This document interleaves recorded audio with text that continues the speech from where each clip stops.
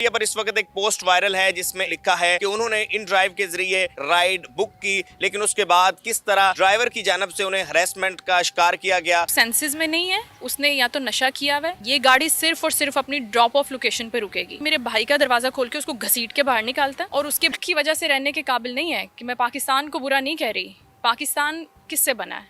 हम लोगों से बनता है, आपसे, मुझसे, हम जैसे हजारों हमारे रवैये हैं जो अब हमारे बिहेवियर्स हो गए हैं वो इतने डैमेजिंग हो गए हैं कि हम दूसरे इंसान का सर्वाइवल चाहते ही नहीं हैं। तो मैंने उस कॉन्टेक्स्ट के अंदर ये लाइन वहाँ पर पुट की थी जिसके ऊपर बहुत से लोगों को एतराज़ भी था कि आपने डायरेक्टली मुल्क को टारगेट किया है, पाकिस्तान को टारगेट किया है। तो ऐसा बिल्कुल भी नहीं है। अब एक लड़की, ये खातून अकेली भी जाती है, सफ़र करती है कराची जैसे शहर में। हम अपनी फैमिली के साथ भी ट्रैवल करते हैं और मैं बारहा जाती हूँ। ऑफ़िस में हम कैब बुक करते हैं घर जाने के लिए, घर से ऑफ़िस आने के लिए। लेकिन जो ये स्पेसिफ़िक वाक़या पेश आया, ये फॉर्चुनेटली मैं अपनी फैमिली के साथ ही तो पेश आया।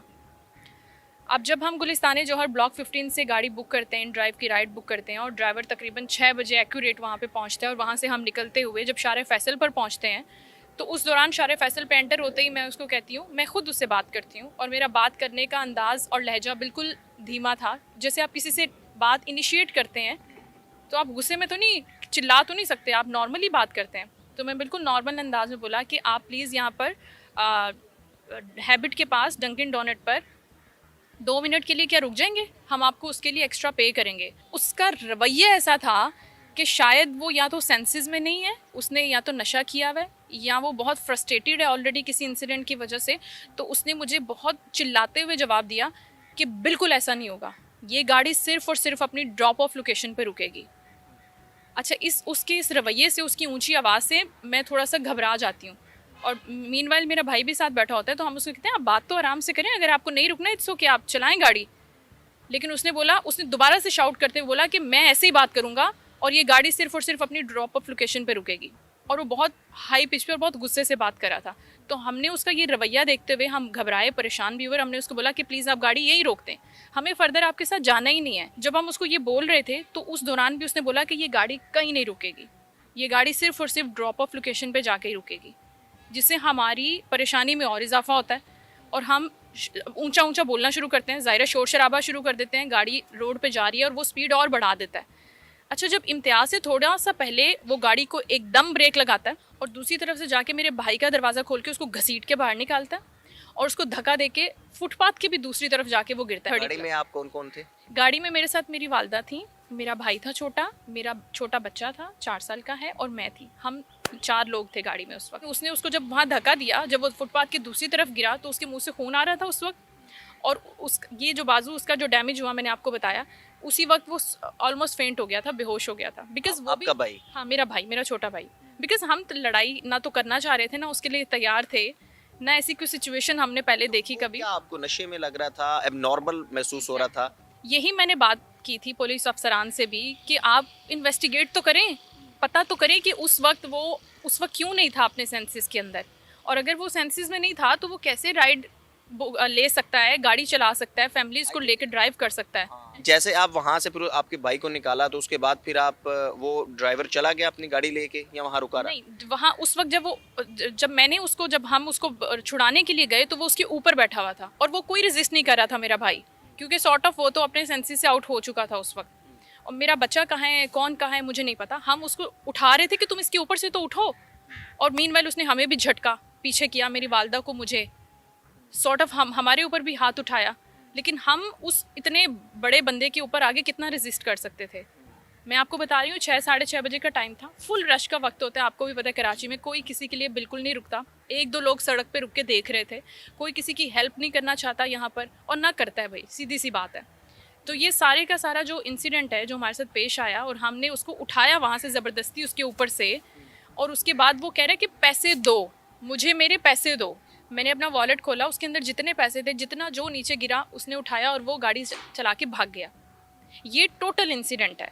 मैं बहादराबाद पहुंची अपनी वालदा और अपने बच्चे के साथ। ड्यूटी अफसर मौजूद था, मैंने उससे बोला कि प्लीज़ आप जल्दी से मेरी एप्लीकेशन ले लें, मैं इस वक्त बहुत परेशानी में हूँ, मुझे हॉस्पिटल पहुँचना है, हमारे साथ ये वाक़या पेश आया है।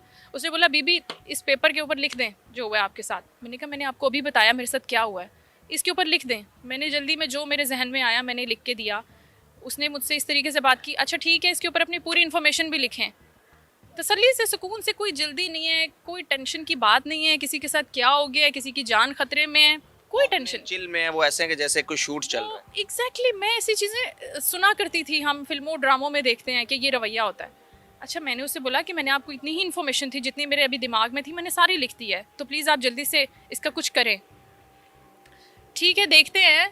अभी वो उठ के चला गया वहाँ से अपनी कुर्सी से, और मैं और ज़्यादा परेशान हो गई। क्या नाम कोई आपको याद है ड्यूटी ऑफिसर का? ड्यूटी ऑफिसर का नाम मेरे जहन में नहीं है, शायद साकिब या ऐसा कोई नाम। पीएस पुलिस स्टेशन बहादुराबाद, वहाँ एसएचओ तो सर्वर कमांडो है, उनसे फिर हुई आपकी उस मुलाकात? वक्त वो वहाँ पे नहीं थे, लेकिन जैसे ही मैंने फैसला किया वहाँ पे 1.5 घंटा गुजारने के बाद कि अब मुझे यहाँ पे मजीद नहीं अपना टाइम वेस्ट करना, मुझे हॉस्पिटल जाना चाहिए, तो मैं वहाँ से निकली। तो उसी दौरान पीछे से मुझे आवाज़ आती है एसएचओ सर्वर कमांडो साहब की कि आप कहाँ जा रही हैं मैडम। मैंने बोला मैं जा रही हूँ, मैंने इनफ टाइम आपके साथ स्पेंड कर लिया, अब यहाँ पे वेस्ट हो रहा है मेरा वक्त, मेरी एप्लीकेशन तो ले नहीं रहे। नहीं नहीं हम आपकी एप्लीकेशन ले रहे हैं, आप आइए बैठिए। मैंने बोला नहीं मुझे नहीं बैठना, आप अभी मुझे जाना है, निकलना है कहीं और, मेरी बहुत सख्त ज़रूरत है, तो ये हम बाद में देखेंगे।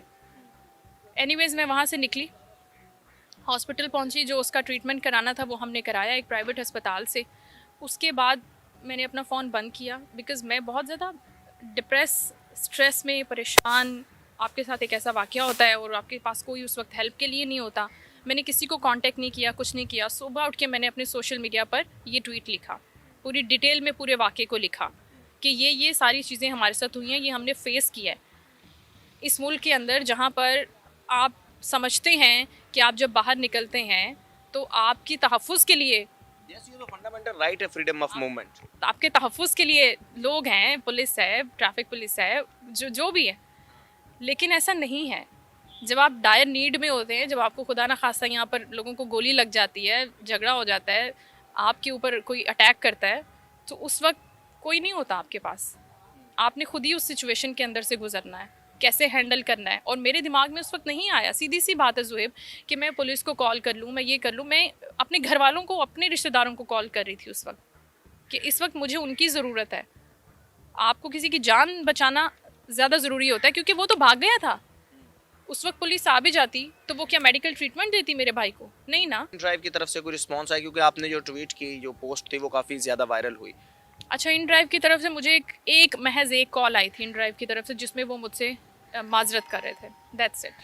इसके अलावा उन्होंने मुझसे कोई बात नहीं की। उन्होंने बोला कि हमने ड्राइवर को ब्लॉक कर दिया अपनी एप्लीकेशन से, अपनी सिर्फ एक एप्लीकेशन से, और हम माजरत खाएं कि आपके साथ ये सारा वाक़या पेश आया। अब एफआईआर वगैरह दर्ज हो चुकी है, अब लेटेस्ट डेवलपमेंट क्या है? अच्छा अभी लेटेस्ट डेवलपमेंट ये है कि जब ये पोस्ट हुई मेरी और ये वायरल हुई, तो फिर मीडिया सेल है डीआईजी ईस्ट का, उन्होंने मुझे बोला कि आप प्लीज़ पुलिस स्टेशन आ जाएं, आपकी एफआईआर दर्ज होगी। मैंने बोला ठीक है, होगी तो अच्छी बात है। पुलिस ने अब तक ये नहीं बताया कि वो ड्राइवर कौन था, उसकी कोई तफसीलात सामने आ सकी हो? नहीं भाई, मैंने जब गई मैं पुलिस स्टेशन, तो मैंने पूछा कि आप प्लीज़ इसको बुला के, इससे आपने क्या इन्वेस्टिगेशन की है कि इसने ये क्यों किया है, और क्या ये अपने सेंसेस में था, ये नशे में था, आपने कुछ इसके ऊपर बात की है कुछ उससे? बोले नहीं हमने तो नहीं की। मुझे उसके बारे में कुछ नहीं पता, सिवाय इसके कि उसका नाम मशकूर हुसैन है, और इन ड्राइव की वो जो राइड है, वो जो उसके ऊपर उसकी डिटेल्स आ रही थी, उधर बिलाल लिखा हुआ था, और फोटो भी किसी और की लगी हुई थी, इस ड्राइवर की नहीं थी। गाड़ी कौन सी थी? सिर्फ गाड़ी का नंबर सेम था, जिसको हमने मैच करके उसके अंदर हम बैठ गए थे। गाड़ी मेहरान वाइट कलर की थी, और उसका जो हमने नंबर मैच किया था, तो हम उसके अंदर बैठ गए थे। ना ड्राइवर सेम था, बाद में हमने देखा, और ना उसका नाम सेम था, क्योंकि वो बंदा जिसने हमारे साथ ये सब किया था, उसका नाम मशकूर हुसैन था। आप विक्टिम को ज़्यादा परेशान करते हैं, मुझे इंटेरोगेशन के लिए बुला रहे हैं, मेरे से ज़्यादा इंटेरोगेशन की जा रही है, मेरे से इन्वेस्टिगेशन होगी। मेरे से क्यों इन्वेस्टिगेशन हो रही है भाई? मैंने क्या किया है? आपके साथ जो कुछ हो रहा है आप चुप करके बर्दाश्त करो, सिंपल इज दैट। और फिर ऐसे लोगों को और बढ़ावा मिले। आज उसने मुझ पर हाथ उठाया, मेरे भाई को मारा, कल वो किसी को गोली मार दे। यही चाहते हैं फिर क्या सोसाइटी के? हेलो व्यूअर्स, आपने वीडियो मुकम्मल देख लिया, और वीडियो के अंदर जो है और फीमेल अपनी एक कहानी बता रही हैं, जिस कहानी में आपने बाखूबी अंदाज़ा लगा लिया होगा कि वो क्या कह रही है। मसला ये है कि हमारे मुआशरे के अंदर एक पॉजिटिविटी का जो अंसर पाया जाता है, जब भी कोई इस तरह का इंसिडेंट और वाक़यात जो है दूसरों को दिखाने की कोशिश की जाती है, तो कहा यही जाता है कि मुल्क का जो है पॉजिटिव इमेज जो है दिखाना चाहिए। ये पॉजिटिविटी जो है लेके हमें जो लेके डूबा है, इस पॉजिटिविटी में पॉजिटिव इमेज दे जाना चाहिए। फैमिली के ख़ानदान के अंदर जो बात की जाती है कि लड़की के इमेज पॉजिटिव जाना चाहिए, नेगेटिविटी नहीं होनी चाहिए। कभी आपने सुना है कि किसी मर्द का कहा गया हो कि उसकी पॉजिटिविटी, उसको पॉजिटिव रहना चाहिए, उसमें नेगेटिव जो है उसको नहीं होना चाहिए? आपने कभी नहीं सुना होगा। ये कहानी, ये जो स्टोरी, ये एक रियल स्टोरी है कराची के इलाके गुलशन इकबाल की। जो सोसाइटी है उसके अंदर जो फीमेल के साथ जो वाक़या पेश हुआ, उन्होंने ट्वीट किया था जो बाद में वायरल हुआ, और उसके बाद जो है मीडिया ने उसका कवर करने की कोशिश की है। बताया यही जा रहा है कि इस तरह के वाक़यात, ये तो एक वाक़या नाज़रीन जो कवर हुआ है, इस तरह के दर्जनों वाक़यात, रोड पे खड़े होके आवाज़ कसना, उनके आर्गुमेंट जो है लगाना, और एक तरफ आप वोमेन हकूक़ देते हैं, एक तरफ से आप वोमेन सोसाइटी का जो है एक प्रचार करते हैं, और दूसरी तरफ अपना ये जो इमेज है, ये एक चीज़ है जो कि औरत को कभी भी वो कॉन्फिडेंस जो है नहीं मिल सकता। रिसेंटली लास्ट टाइम जब मोब ने अटैक किया था इचरा के अंदर, वो भी इस तरह का जो वाक़या है, इस तरह के वाक़यात जो हैं, इसको स्ट्रॉन्गली जो है कंडेम करना चाहिए। वो माशरा कभी तरक्की नहीं करता जो अपने इस तरह के वाक़यात और अपने अंदर कोई कानून नहीं लेके आता। तो ऐसे हालात व वाक़यात, ये दर्जनों हालात व वाक़यात हो जाए जो कभी नोट नहीं होते, जो कभी मंज़र आम पर नहीं आते, जो एक सोसाइटी के उस पॉजिटिव इमेज में जो है छुपे हुए हैं कि अपने मुल्क का जो है इमेज जो है नहीं दिखाना चाहिए, अपने मुल्क का जो है पॉजिटिव इमेज। जब हर चीज़ आप पॉजिटिव दिखाएंगे, जब हर जगह पे आप पॉजिटिविटी का नाम लेते हैं, तो फिर बेहतरी कहाँ आएगी? ये एक सवाल है, निशान है, और ये एक सवाल छोड़ के जा रहा हूँ। Thank you.